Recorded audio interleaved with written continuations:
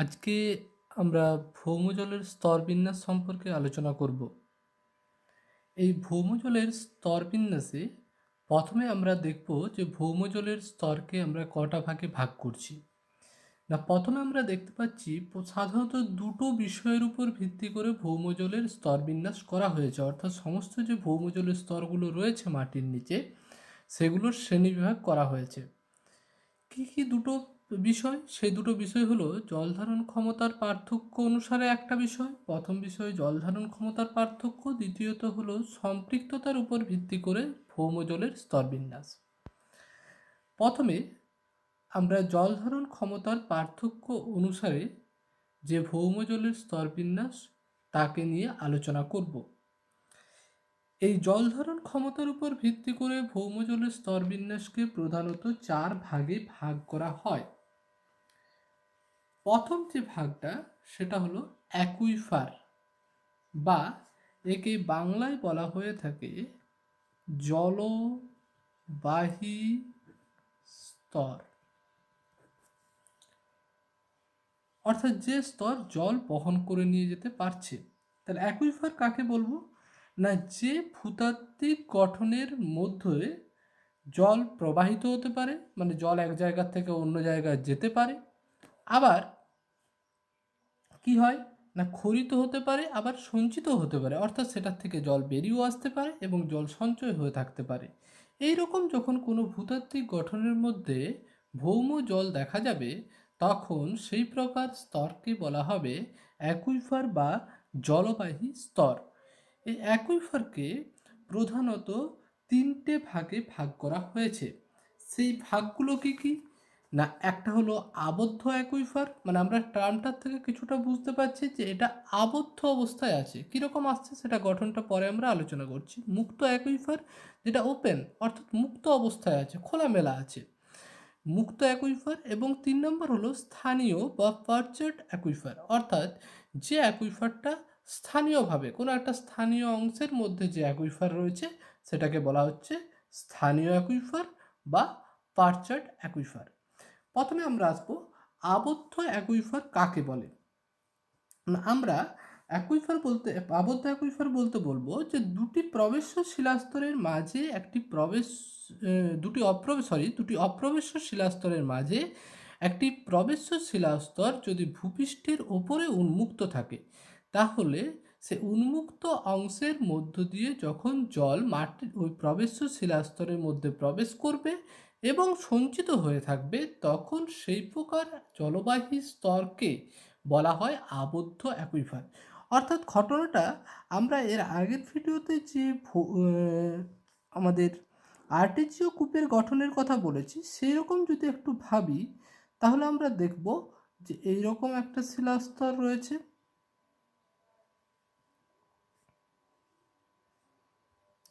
অর্থাৎ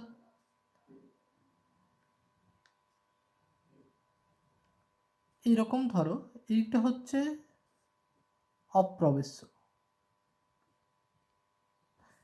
এইটাও অপ্রবেশ্য,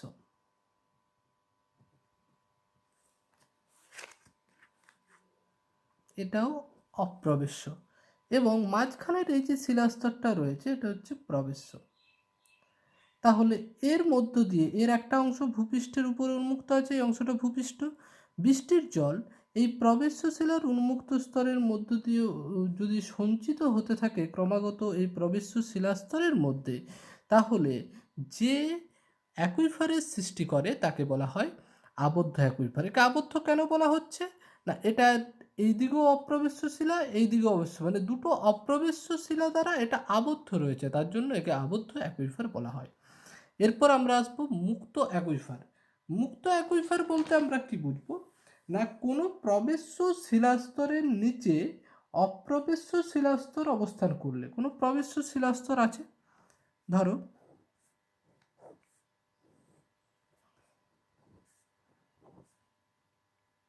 এই ভূপৃষ্ঠের, এটা ভূপৃষ্ঠের অংশ, এই ভূপৃষ্ঠের এখানে একটা প্রবেশ্য শিলা আছে, এটা হচ্ছে প্রবেশ্য, এটা হচ্ছে অপ্রবেশ্য। তাহলে এইরকম যদি অবস্থান থাকে, একটা প্রবেশ্য শিলাস্তরের নিচে যদি অপ্রবেশ্য শিলাস্তর অবস্থান করে, তাহলে এই যে জলটা সরাসরিভাবে এটা কি থাকছে, প্রবেশ্য শিলাস্তরের মধ্যে প্রবেশ করছে, কারণ অপ্রবেশ্য শিলাস্তরটা নিচে আছে, তাহলে এটা উন্মুক্ত অবস্থায় থাকছে। তাহলে এই প্রবেশ্য শিলাস্তরের মধ্যে কিন্তু জল সঞ্চিত হয়। এর ফলে যে অ্যাকুইফার সৃষ্টি করে তাকে বলা হয় মুক্ত অ্যাকুইফার, অর্থাৎ এটা মুক্ত অবস্থায় রয়েছে। এবং 3 নম্বর যে পয়েন্ট সেটা হলো স্থানীয় বা পারচার্ড অ্যাকুইফার। এইটার ঘটনাটা কীরকম না, আমরা জানি আমাদের ভূপৃষ্ঠে বা ভূ অভ্যন্তরে একটা নির্দিষ্ট জলপীঠ রয়েছে, অর্থাৎ একটা ভৌম জলস্তরের একটা নির্দিষ্ট সীমা রয়েছে। ধরে নিচ্ছি আমরা যে এই অংশ, এইটা একটা ভূপৃষ্ঠ, এই ভূপৃষ্ঠের এরকম একটা জলপীঠ রয়েছে, এটা হচ্ছে জলপীঠ। এই জলপীঠের উপরে কোনো যদি জলবায়ু স্তর থাকে, সেটা স্থানীয়ভাবে গড়ে ওঠে। স্থানীয় কোনো ভূতাত্ত্বিক গঠনের জন্য এই জায়গায় কোনো প্রবেশ্য শিলা রয়েছে, সেই প্রবেশ্য শিলার মধ্যে জলটা সঞ্চিত আছে, তখন সেই প্রকার অ্যাকুইফারকে বলা হয়ে থাকে স্থানীয় বা পারচার্ড অ্যাকুইফার। তাহলে জল ধারণ ক্ষমতার পার্থক্য অনুসারে যে ভাগটা করা হয়েছে, তার মধ্যে যে অ্যাকুইফার রয়েছে, অ্যাকুইফারের ডিসকাশন আমাদের কমপ্লিট হলো। এরপরে আমরা আসব অ্যাকুইক্লুড। অ্যাকুইক্লুড কাকে বলবো না, যে শিলাস্তর জল ধারণ করতে পারে কিন্তু জল ক্ষরণ করতে পারে না। জলটা ধারণ করতে পারছে কিন্তু জলকে ক্ষরণ করতে পারছে না, কোনো ভূতাত্ত্বিক কারণেই হোক বা অন্য কারণেই হোক, এটার মধ্যে জলটা কিন্তু কি করছে, জলটা সঞ্চিত হয়ে আছে কিন্তু এ বাইরের দিকে বেরোতে পারছে না, তখন তাকে বলা হয় অ্যাকুইক্লুড। নাম্বার 2তে আমরা বলবো অ্যাকুইটার্ড, যে শিলাস্তর বা ভূতাত্ত্বিক গঠনে অপ্রবেশ্য হলেও, এটা ভূতাত্ত্বিক গঠনভাবে অপ্রবেশ্য শিলাস্তরটা, কিন্তু কোনো ফাটল বা দারণ থাকার জন্য তার মধ্যে কিছু পরিমাণ জল সঞ্চয় রয়েছে, কিন্তু সেটা ক্ষরণে সক্ষম। সেটা জল সঞ্চয় আছে কিন্তু ক্ষরণে সক্ষম। জল সঞ্চয় থাকছে, এটা প্রকৃতিগতভাবে অপ্রবেশ্য, কিন্তু জল সঞ্চয় থাকছে, ক্ষরণেও কিন্তু এ সক্ষম, কিন্তু কিছু পরিমাণে। আর অ্যাকুইফিউজ কাকে বলবো না, অ্যাকুইফিউজ হচ্ছে যখন কোনো মানে ভূতাত্ত্বিক গঠনে কোনো শিলার মধ্যে জল সঞ্চয় হবে না, আবার ক্ষরণও হবে না, অর্থাৎ জল সঞ্চয় ক্ষরণ কোনো কিছুই হবে না, তখন তাকে বলা হচ্ছে অ্যাকুইফিউজ। যেমন গ্রানাইট, ব্যাসাল্ট, এই যে শিলাস্তরগুলো রয়েছে, এগুলো হচ্ছে অ্যাকুইফিউজের উদাহরণ। আলোচনা করব যে সম্পৃক্ত তার উপর ভিত্তি করে ভৌমজলের স্তরকে কটা ভাগে ভাগ করা হচ্ছে না, সম্পৃক্ততার উপর ভিত্তি করে ভৌমজলের স্তরকে দুটো ভাগে ভাগ করা হচ্ছে। একটা হলো সম্পৃক্ত স্তর এবং অপরটা হলো অসম্পৃক্ত স্তর। তাহলে সম্পৃক্ত স্তর অর্থাৎ এটাকে কি বলা হয়ে থাকে ইংরেজিতে, ফিয়েটিক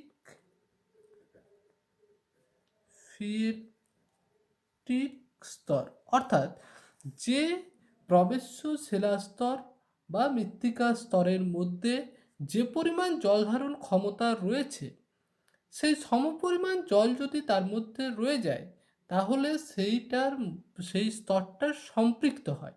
এই প্রকার স্তরকে বলা হয়ে থাকে সম্পৃক্ত স্তর বা ফিয়েটিক স্তর। এই ফিয়েটিক স্তরকে আমরা কি করছি না, এই ফিয়েটিক স্তরকে আমরা দুটো ভাগে ভাগ করছি। নাম্বার 1 স্থায়ী সম্পৃক্ত স্তর, নাম্বার 2 অস্থায়ী সম্পৃক্ত স্তর।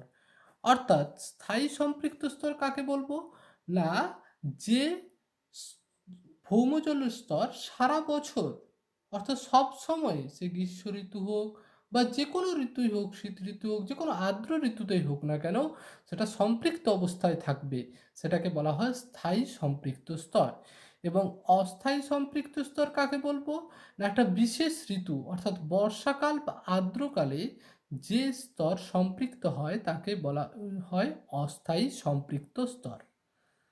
এরপরে আমরা চলে যাব নাম্বার 2তে অসম্পৃক্ত স্তর। অসম্পৃক্ত স্তর কাকে বলবো না যে প্রবেশ্য শিলাস্তর বা যেখানে জল সঞ্চিত রয়েছে সেই স্তরে তার জল ধারণ ক্ষমতা যতটা তার থেকে কম পরিমাণ জল সঞ্চিত রয়েছে, অর্থাৎ সেই স্তর আরও জল ধারণ করতে পারে, এই রকম স্তরকে বলা হয় অসম্পৃক্ত স্তর।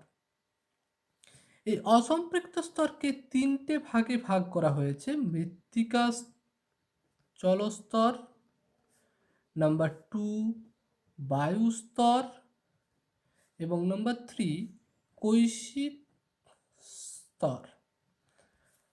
আমরা এখানে দেখতে পাচ্ছি মৃত্তিকা জলস্তর একেবারে উপরে, ভূপৃষ্ঠের একেবারে উপরের অংশে রয়েছে মৃত্তিকা জলস্তর, তারপরে রয়েছে বায়ুস্তর, তারপরে রয়েছে কৈশিক স্তর।